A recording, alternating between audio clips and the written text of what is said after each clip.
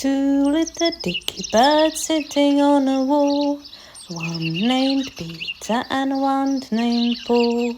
Fly away, Peter, fly away, Paul.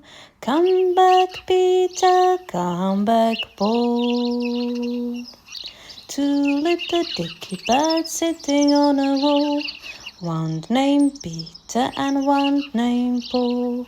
Fly away, Peter, fly away, Paul. Come back, Peter, come back. Hold on a minute. That's not Paul. Oh, here he is. Come back, Peter, come back, Paul.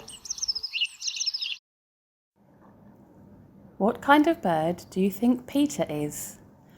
Look at the colour of his feathers and listen to the sound of his voice. Peter is a house sparrow. What kind of a bird do you think Paul is? Look at the colour of his feathers and listen to the sound of his voice. Paul is a blue tit. And what about our new friend? Look at the colour of his feathers and listen to the sound of his voice. He is a goldfinch.